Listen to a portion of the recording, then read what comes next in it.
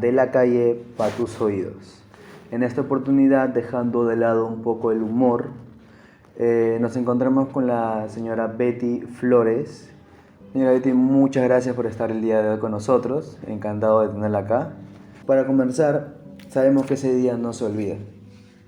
Ese día no es un día cualquiera. Si no me equivoco, fue en 1970, Sí. el 31 de mayo. Sí. Hace poco se cumplió un año más. 55 años. 55 años de ese trágico día, pero la pregunta es, ¿usted qué hacía ese día? ¿Dónde estaba? ¿Qué estaba haciendo? Porque hay un antes y un después. Yo, claro, no sé si tengo tiempo para decir otras cosas que anteceden a esto, a este evento. Claro, claro. Yo me acuerdo muy bien, ¿no? Resulta de que en el año 1968, yo todavía era muy niña y hubo un golpe de Estado. Estaba gobernando el arquitecto Fernando Belaúnde Terry y en 1968 fue un golpe militar y entró el señor Juan Velasco Alvarado a gobernar el país. Y en el gobierno de Belaúnde Terry, las clases escolares eran de lunes a viernes, mañana y tarde, y sábado mediodía. Y entonces nosotros como buenos católicos hacíamos nuestro catequesis, eso que se hace como escuela bíblica, ¿sí? En los domingos en la tarde. Pero el gobierno de este señor de Juan Velasco, que es militar, dio la orden de que las clases serían de lunes a viernes, mañana y tarde, sábado ya no. Por lo tanto, la Iglesia Católica, viendo que los niños y el pueblo en general iba a la misa en la mañana y los niños tenían que regresar en la tarde a la catequesis, suspendió la catequesis del día domingo y lo pasó para el día sábado. Ahí podemos deducir, mira, cómo Dios iba preparando el mundo, iba moviendo el sistema, iba removiendo todo, yo digo, para proteger a los niños. Porque muchos niños asistíamos a esa catequesis al templo. El templo era inmenso, con muchos ambientes llenos de imágenes, llenito de imágenes, y era en la tarde a partir de las 2 hasta las 3 o 4 de la tarde, no recuerdo la hora, que teníamos la catequesis. Entonces, de ahora en adelante, la iglesia vio por conveniente de que la catequesis ya no sería el domingo, sino el sábado. A eso quería explicar. Un punto, claro. Un punto favorable por la protección a los niños. Si hubiera seguido en la catequesis el domingo, hoy no estaría aquí. Mi mamá hubiera perdido 4 hijos, porque 4 hijos mayores, porque somos 7, soy la mayor, y los 4 mayores íbamos a la catequesis. Eso. Entonces, ese día domingo, yo había soñado algo muy feo para mí y que tenía mucho miedo. Yo ya había cumplido los 14 años y yo estaba en la secundaria. Yo estaba en el ya había pasado a la secundaria y tenía que ir a la misa de 10, porque mi profesor, que era el padre Flavio Gómez, él nos obligaba de que teníamos que ir a la misa y pasar lista, y era punto favorable en el curso de religión. Y obligatoriamente tenía que ir. Yo en realidad no iba por obligación, porque sino que nosotros teníamos la costumbre de ir a la misa. Claro. Ya, entonces mi mamá fue a la misa de 7, nosotros fuimos con mis hermanitos a la misa de 10, y ese día había una procesión, la última procesión. Los católicos le llaman al mes de mayo mes de María. Y ese día ingresaba, después de la procesión, ingresaba María al templo. Y nosotros acompañamos en la procesión, cuando da toda la vuelta de la plaza de Yungay, ingresa al templo, pero para eso habían derramado muchas flores, ramillitas de flores, no pétalos, sino ramas y ramas. Nosotros habíamos recogido nuestros ramilletes de flores y luego compramos nuestro heladito con lo que la mamá nos había dado de propina y regresamos a la casa. Ese día hubo matrimonio de unas familias de la altura. Entonces había dos bandas de música. La banda que tocaba para la imagen, ¿cómo le llaman? Los mayordomos de esta imagen, y los que estaban celebrando el matrimonio. Entonces las dos bandas se fueron, pero finalmente las dos murieron, ¿no? Entonces, ya, terminó todo eso, nos fuimos a la casa. Cuando llegamos a la casa, ya pues sería pues 12:30, 1 de la tarde ya cerca. ¿Quién se va a imaginar todo lo que ya se nos venía? Llegamos a la casa, mi mamá había preparado una sopa y un picante, no sé si tenía cuy o no tenía cuy, pero no recuerdo bien, pero sí habíamos comido bien. Y mi papá había salido a la chacra con mi hermano, el que me sigue, para traer cierta comida de la chacra, donde también vivía mi abuelita, mis tíos y mis primos. Ellos habían almorzado con mi papá y mi papá llega a las 3, ya eran las 3 de la tarde, y comienza a prepararse, a afeitarse y para irse al centro y cortarse el cabello. Y a su vez ver el fútbol, escuchar el fútbol, porque en aquel tiempo no había televisión. La radio. Sí, era radio. Y mi papá ya se había preparado, había comprado pilas para que por si acaso no se acabe, ¿no?, el sonido. Bien, yo estaba preparando mi guardapolvo porque usábamos jumper y encima nos poníamos el guardapolvo, y mi colegio era recién nueva, de mujeres, el coriogio de mujeres. Mis dos hermanitas estaban haciendo la tarea, vi que estaban con su diccionario y los pequeñitos estaban por el corredor jugando. En eso, mi mamá estaba con una bebé, lactando. En eso, vamos a ir como a la cuenta regresiva, sería 3:20, 21, 22, 23. Y ahí escuchamos un soplo de un viento muy fuerte. Es cuando uno puede tumbar una losa fuerte, pesada, y sale un aire despavorido, así fuerte. Claro. Un ruido enorme y encima un sacudón fuerte. Un poquito se detiene y viene otra más fuerte. Y mi papá dice, no se muevan, no se muevan, no se muevan. No. Y cuando arremece más, mi mamá sale con todos, salen. Mi pasadizo era largo, se llama zaguán, que sale para la calle, y se va. Y como no para, la gente siempre comenta 45 segundos. Para mí que fue minutos.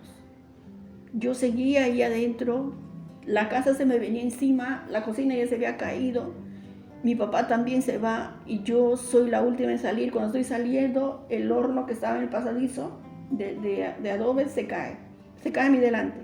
Y yo veía cómo la pared del pasadizo se batía así. Esto se batía bien atrás y volvía acá. Yo veía la parte de la base de la pared. Yo veía eso. Se despegaba. Se despegaba y volvía ahí, pero no más acá, sino ahí. Y mi mamá me estaba gritando de afuera, hija sal. Y los adobes que estaban ahí caídos no me permitían. Y el portón que se me venía, demoré en salir, logré salir. Y cuando logro salir me uno a mi mamá, que está ahí todos gritando con mis hermanitos de rodillas. Y yo me uno también, y eso no paraba, era algo tan terrible, no paraba. Y intuí, este es el juicio final. Y vino a mi cabeza, y lo bajaron, se va a caer. Mi papá se enojó, ¿por qué hablas así? En eso me levanto de lo que soy de rodillas, miro arriba y veo una bola inmensa. Yo no sé si ustedes han visto esas películas de la Segunda Guerra Mundial, cuando Estados Unidos lanza la bomba atómica sobre Hiroshima y Nagasaki, ¿no? Una cosa inmensa, pero negra, y un ruido tan fuerte como si vinieran miles de leones a devorarnos. Y a su vez veo a mi vecino que está bajando hacia mi huerta, está bajando y dice, huyan, es el aluvión, el Huascarán se ha caído. Y en ese momento mi papá, ¿qué hace? Se mete, no sé, estaría bueno porque las cosas que estaban adentro estaban destruidas. La máquina de coser, todo estaba destruido, caído. Y sacó su radio, no sé qué más sacó. Y yo no sé a qué hora se fue. Agarré a mi hermanito que tiene 2 años. Mi mamá se había ido, no sé si de frente, si para la izquierda, yo no sé para dónde. Y la gente que pasaba, gritando, la gente no gritaba, sino ruido, como de paso, como de caballo, así. Wow. Y fuerte, mucho. Yo salgo, incluso yo recibo codazos porque la gente corre, eran mayormente hombres que corrían. No vi rostros, solamente vi, y mi hermanito que me pesaba mucho, no podía correr y yo estaba con el corazón paralizado.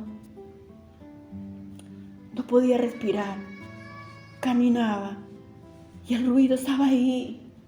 Y entonces, y avanzo un poquito, veo a un joven que está sacando a su abuelita ensangrentada.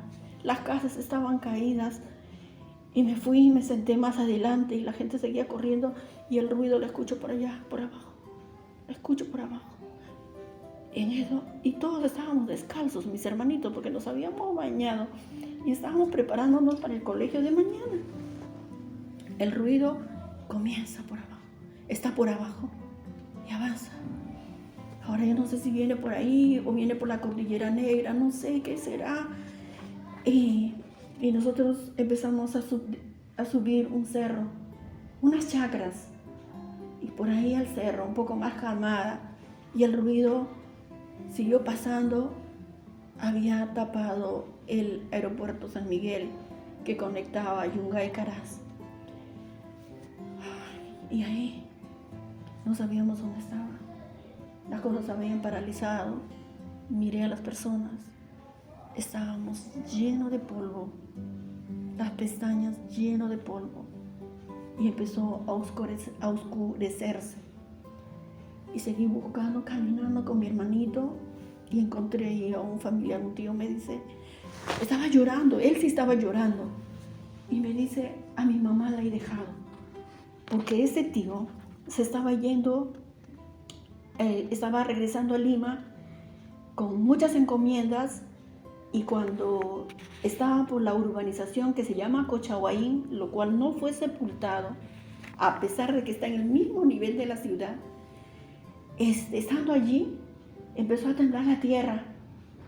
Y tanto sí se movía que la tierra se abría, decía mi tío, y que se abrazaron del poste y veían, porque de ahí al frente se ve el Huascarán, veía cómo se rajaba, cómo se partía el Huascarán, y se cayó. En vista de eso, ellos han regresado, pero no han regresado por el camino fácil, por la pista, sino que se metieron a las chacras, y en las chacras se encontraron canales de agua, plantíos que no podían correr, no podían avanzar, y es por eso que les alcanzó a ellos y su mamá, pero ya con menos fuerza por ese lado menos fuerza. Y resulta de que cuando llegamos al cerro, miramos de arriba y me dijeron, ese es Yungay. ¿Qué? Ese es Yungay, 4 palmeras. No puede ser, eso es un sueño. Parecía a lo lejos una chacra arada. Estaba fresca, de que habían arado, preparada para sembrar algo. Pero miramos el cementerio, se veía un poquito. El cementerio siempre tiene hasta ahora, en forma de caracol o torta. Se veía un poquito nada más, porque el resto había sido cubierto. Y resulta de que el aluvión no es como la gente dice que se salvaron muchos, 90 personas en el cementerio. No fue así. O que se salvaron 300 niños en el estadio Fernández. No fue así. No fue así. Sino que nosotros, mi casa, el estadio y la ciudad de Caracas están hacia el norte de Yungay. Es como cuando nosotros venimos del centro de Lima y vamos para Márquez, para Ventanilla. Claro. No vamos hacia arriba, vamos así en forma descendente. Es así Yungay. No es que el estadio esté en la parte de arriba. Claro, las historias se sacan de acuerdo a la lógica, pero esto es algo increíble, que el estadio está hacia el norte, de bajada, entre el Jirón 2 de Mayo y San Miguel. Todo eso es el estadio muy adelante de la plaza, y por Leoncio Prado a continuación está mi casa. El alud quedó a 2 cuadras de mi casa. Entonces el circo se estaba dando en ese momento, y cuando sienten el terremoto y sienten que el Huascarán se ha caído y la gente comienza a correr, la gente intenta salir por la puerta. ¿Qué hacemos si se mueve acá? ¿Por dónde salimos? Por la puerta. Y la gente corrió hacia la puerta. Pero la puerta está hacia el sur, como viene de la ciudad, viene el Huascarán, viene. Y los que pudieron llegar a la puerta prácticamente se entregaron, salieron. El resto que no pudo correr hacia la puerta retrocede, así como está la joven, retrocede para atrás. No hay quien te salve, estás entre la espada y la pared y la muerte. En eso, la esquina del estadio, la otra esquina, el otro ángulo, se derrumba y por ahí hay un escape. Yo supongo que los niños no todos salieron en ese momento del desastre, estaban arrimados, pero sí ese derrumbe sirvió aún para ser rescatados, porque si no se hubiera roto esa pared, estarían aislados el tremendo, inmenso, grueso de lodo y ese pequeño espacio en que había quedado. Por lo menos un 90% del estadio fue cubierto y solo quedó ese ángulo. Ahí quedaron pocos niños. Digo pocos niños porque al campamento donde estuvimos llegaron pocos niños, algunos con sus hermanas, algunos con las nanas, e incluso había un bebé tan pequeño que toda la noche lloró y lloraba por falta de su mamá y por falta de teta. Y la mamá había muerto. Y al bebé, era un varoncito, por lo menos no tenía ni 1 año, tuvo que lactarle mi mamá. Pero bueno, ahora estamos por ese lado. Es tan largo, es una situación tan larga que no se puede comprender que viene el lodo de bajada, por un lado, aplasta a los que van para el estadio, aplasta para los que van por otra calle y luego se pasa el resto con toda su furia hacia el cementerio. Wow.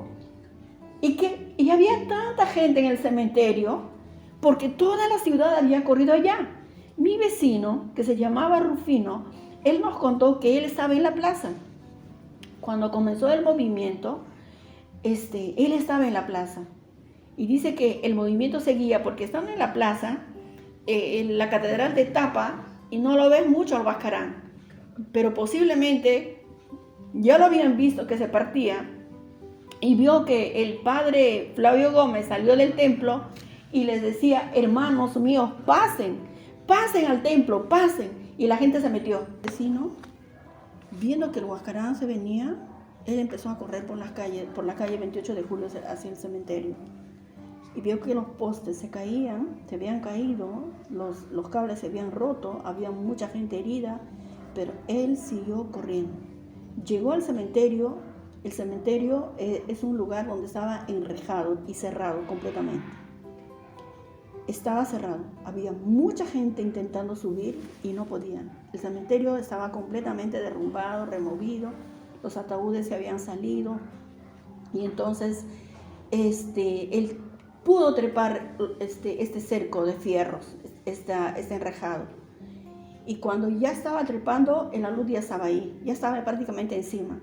Y el otro señor que está adelante le jala de la mano, y cuando le jala de la mano, él salta, sube y el otro quedó. Al otro sí lo agarró, el que lo salvó quedó atrapado en el barro. Y el resto fueron enterrados ahí entre las rejas. Y tuve mi profesor, que era de historia, el profesor Pelayo Aldaba. Él estaba bañándose. Él salió y corrió así en calzoncillo hacia el cementerio. Se salvó. Otra joven que fue enamorada de mi tío, también, ella estaba más cerca del cementerio, vivía más cerca del cementerio. Y ella logró trepar, yo no sé cómo, pero lo cierto es que allí se salvaron solamente 11 personas. 11 personas se salvaron y al día siguiente no pudieron salir, nadie podía ver, los heridos había por doquier, en el borde de la masa, del barro, estaban ahí. Se dedicaron a rescatar a los que estaban ahí cerca al lodo, los que pudieron, no pudieron ingresar al lodo mismo porque era muy alto, era mucha masa. Y tuvieron que construir una enramada para llevar a los heridos que eran desconocidos, prácticamente destruidos, porque la piedra es como, el lodo es como con piedras chancadas, no es polvo en sí, pero es una cosa que nos cae como perdigones. Estaban ahí transformados. Había un niño de 10 años que conocíamos también, era de la recta de nuestra calle, que felizmente pudo librarse de la muerte, pero sí estaba atrapado en el barro, ya casi al final, lo rescataron.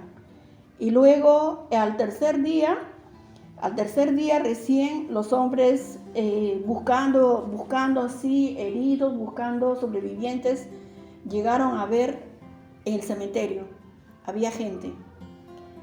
Y tuvieron que tumbar árboles para poner puentes y poder rescatarlos con árboles, no con ramas, sino con palos.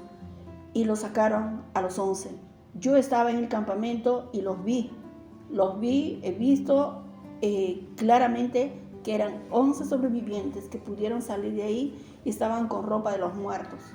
Y como hay hay gente que entierran con su ropa, incluso mi profesor estaba con una pollera.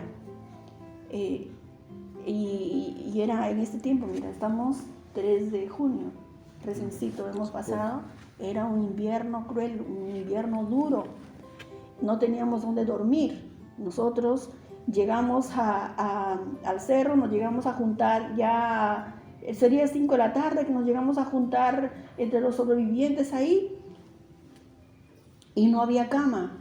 Tuvieron que jalar pastos de animales. Hay gente que en el campo juntan pastos, la panca del maíz y lo ponen a secar y tuvieron que jalar eso y dormimos sobre eso. Y mi papá prendió su radio y escuchamos el fútbol. Y eso un poquito como que calmó, pero las réplicas seguían y seguían. Ahora no nos acordamos de la familia.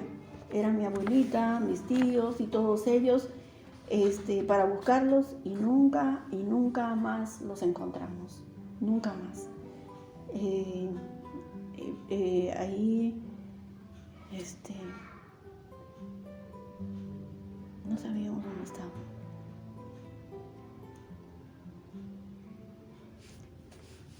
Mi papá y algunas personas salieron a buscar. La gente no lloraba. Lo que la gente hacía era gritar, o sea, llamar. Si estarían por ahí algún familiar. Se oscureció, no había luna, no había nada. Todo era silencio, solamente que seguía la réplica muy seguido, muy continuado. Entonces, creo que no habremos dormido si cualquier ruido, cualquier movimiento nos parecía que el Huacarán que se ha venido ha podido traspasar ese cerro alto, esa quebrada y destruir a Yungay. Podría ser por este lado también, decíamos. Es como estamos aquí y allá al fondo vemos esos cerros. Y siempre decimos esto, cuando haya tsunami, ese cerro nos va a proteger. Mentira. Si Dios quiere, no.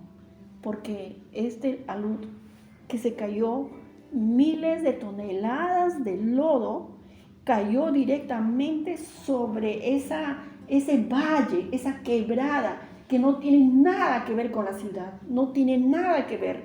Más bien, adelante está el distrito de Ranraírca, ese sí, toda la vida era afectado, todo el tiempo era afectado.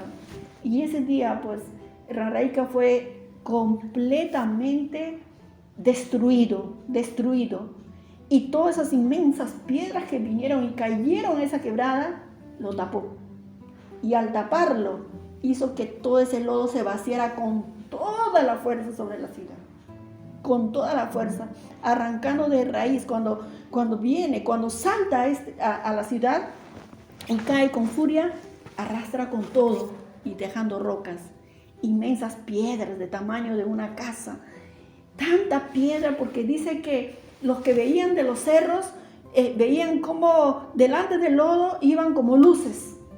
¿Qué eran? Las piedras que se chancaban, las piedras que se rozaban y brillaban. Y ahí, en un ratito, la ciudad desapareció.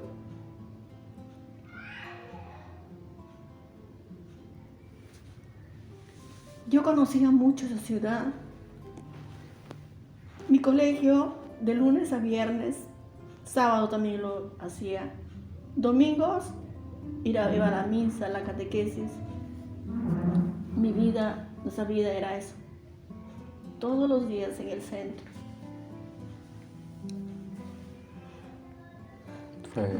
Fue muy, muy difícil, la verdad, que es un testimonio que no solo a mí, sino supongo que muchas personas que nos están oyendo nos va a chocar, nos va a llegar el sentimiento que nos trata de dar, que nos está dando. Fue muy difícil seguir adelante, fue muy difícil poder sobrellevar todo esto. Hay algo muy importante que recalcar, que las personas que lo pasan peor, que tienen cosas malas, les pasan cosas quizás muy cercanas a la muerte, como usted, como muchas personas, quizás deciden ya no confiar en nada, perder la fe en todo, no llevar un camino saludable, no llevar un camino bueno, porque con mucha gente diría, ¿y qué pasa si mañana me muero? ¿Qué pasa si mañana no hay un mañana? Ya no hay gente que diga, voy a alimentarme bien porque yo quiero, no porque mañana me voy a morir. Voy a hablar bien con la gente, voy a saludar, voy a decir un buenos días, buenas tardes. Hay que recalcar mucho el valor que usted tiene para ser buena persona después de tantas cosas que le pudieron haber pasado, cosas que ha sobrellevado, una infancia muy dura, y teniendo esto en mente has podido llevar 3 hermosos hijos, 3 matrimonios que tienen sus hijos, es abuela, sí. Es una madre, yo que la conozco, una madre consentidora, una madre buena, alegre, amorosa, que ha sabido llevar junto a la mano de Dios, la mano de su familia, un hogar muy bueno, muy lindo. Ya luego, ya pero, con más de... Sí, con lo que dices, ¿no? Cuánta gente se desanimaría. Pero quiero decirles, amigos, queridos muchachos, quiero decirles, nada sucede sin que Dios nos advierta. Dios había preparado todo el ambiente para poder salvar que muchos niños más murieran sepultados en ese templo. La catequesis ya no fue el domingo, fue el sábado. Y hubo otra advertencia.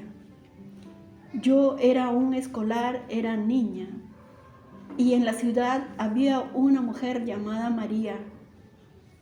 Ella se vestía así con vestido largo, de manera tradicional, pero posiblemente tenía unos 18, 20 años, a lo que yo tenía de repente 9, 10 años.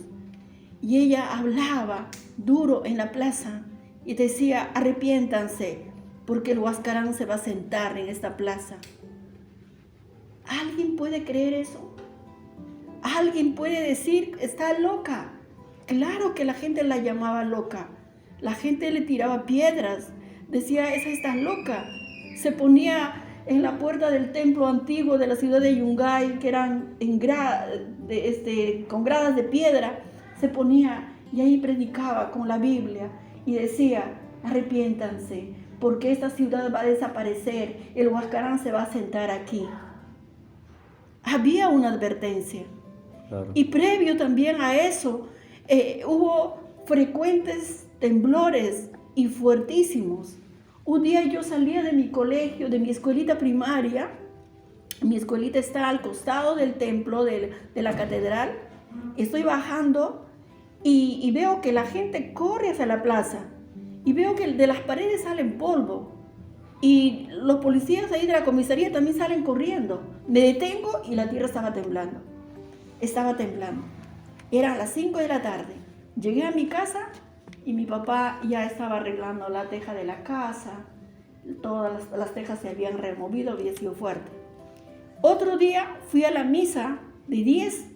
Seguramente, también ese día había procesión de María. Seguramente era también en mayo. No recuerdo la fecha, pero era en domingo que yo estaba en la misa, había acompañado. Y cuando la imagen esta está entrando al templo, un temblor bien fuerte. Miré yo a la cordillera negra y el polvo que se levantaba. Hubo advertencias. Y otro día, cuando mi mamá era muy obediente, éramos muy católicos, iba a las reuniones que el cura llamaba. Y ahí en la reunión, una señora que se llama Rosa Ángeles tenía su botica y ella contó esto, dijo, mi mamá me contó esto, ¿no? Ella había dicho: he tenido un sueño en la cual una persona me ha dicho que salga de Yungay, que venda mi negocio y que me vaya. Y posiblemente vendió y se fue. Porque el año 2004 la llevaron de nuevo a la nueva Yungay para celebrar los 100 años de la ciudad. Entonces, y ese día, previo al terremoto, a unas horas quizás, o de repente en la mañana o el día anterior, mucha gente salió de Yungay. Fueron a Trujillo, fueron a Lima, fueron a Chimbote, fueron a diversos lugares para espectar el fútbol. Perú-Bulgaria. Y así gente que salió a la chacra, niños que salieron al estadio y se salvaron. Entonces, yo quiero animarles, no creer en que no hay salvación o no hay esperanza, no hay. Sí lo hay. ¿Y dónde está eso? Está en Jesús.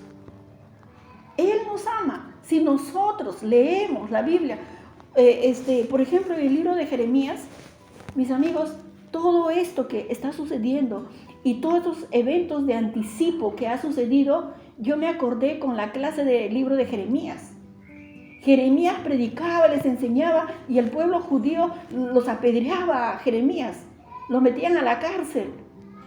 Jeremías predicaba y era llevado al hueco ahí donde había lodo, lo castigaban.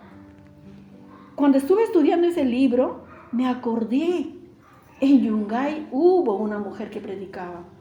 Claro. Este Jeremías predicaba que Babilonia, que Nabucodonosor iba a ir al pueblo judío a llevarse cautivos y muchos iban a morir porque no se habían arrepentido, estaban siguiendo caminos terribles de desobediencia. Cuando yo aprendí eso, yo me acordé, Yungay era eso. Dios abomina la idolatría. Yungay estaba lleno. El templo tenía en forma de cruz y por todita la vuelta y toditos los ambientes había santo, santo, santo, santo, santo. Y en cada ambiente de esos nosotros hacíamos catequesis. A veces yo llegaba con mis hermanos tempranito y de verdad entrar por una de esas puertas y entrar a ese templo inmenso con una cúpula inmensa daba miedo. Entonces, sí hay una esperanza. Cuando Dios nos advierte, tenemos que entender, hoy se habla que Jesús viene pronto. Entonces, cuando yo seguía en mis raíces católicas y Dios me persiguió, abandoné mi trabajo, yo trabajé en el grupo aéreo número 3. Bueno. Estando ahí trabajando ya 12 años, me predicaron de la palabra, yo aborrecía la palabra, aborrecía a la persona que me predicaba, y mi esposo me dijo, vamos a la selva. Y nos fuimos, yo salí de mi trabajo y lo dejé. Y ahí me hablaban de Jesús y yo seguía huyendo.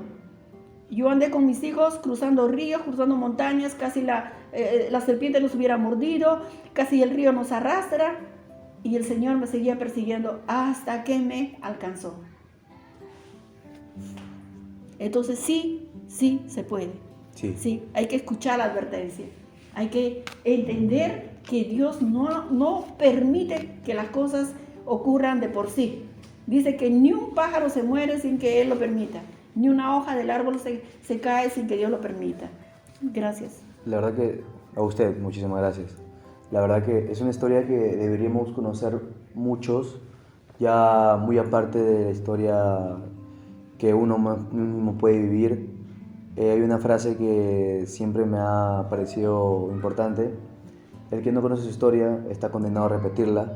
El que no conoce la historia de tantas personas que han predicado la palabra de Dios, diciendo que van a pasar desastres, diciendo que van a pasar acontecimientos trágicos, desde Noé, desde Moisés, desde la señorita que usted ha mencionado. Siempre Dios nos va a avisar. Sí. Dios, la tierra avisa, Dios avisa. Quizás incluso en momentos muy, muy cotidianos de la vida. Quizás momentos en los cuales incluso te dio pereza de salir un día a una fiesta y dije, no voy mejor. Y no vas, y ese día en la fiesta hubo accidente. Sí. Justo por el camino que tenías que ir hubo un choque y tú no fuiste. Porque Dios te avisa. Quizás en cosas menores, pero no menores para Él, porque cada uno de nosotros somos el templo de Dios y cada uno de nosotros tenemos el deber de cuidarnos. Como última cosa que quiero decir, la gente cree que los milagros son abrir el mar, son ver a un niño volando, ver a un niño caminando sobre el mar, y eso no son milagros. Quizás sí para la gente que no cree, pero un milagro es ver a una mamá soltera cuidando a 2 niños porque el papá falleció, trabajando sola. Eso es un milagro. Un milagro es ver a un chico de bajos recursos, con una vida difícil, en un barrio peligroso, queriendo estudiar medicina, queriendo ir a una universidad particular o una universidad estatal. Eso es un milagro. Un milagro es alguien que vivió una vida muy mala, ha estado en la cárcel y decide dar un camino a Dios. Eso es un milagro. El milagro de que estamos acá juntos para poder conversar de esto es un milagro. El cada día es un milagro. Para terminar, yo le quiero dar muchas gracias por abrirnos primero las puertas de su casa, las puertas de su corazón, podernos dar este testimonio que no solo nos une como personas, sino que nos une como país. Que nunca se olvide Ancash, que nunca se olvide el terremoto, que nunca se olvide las vidas que pasaron, las vidas que pudieron haber pasado, que nunca se olvide. Para decirlo de nuevo, muchas gracias a usted, muchas gracias a las personas que nos están escuchando, que nos han escuchado. Recuerden compartir el video, no para hacernos virales, sino para que más gente pueda escuchar el relato de la señora Betty.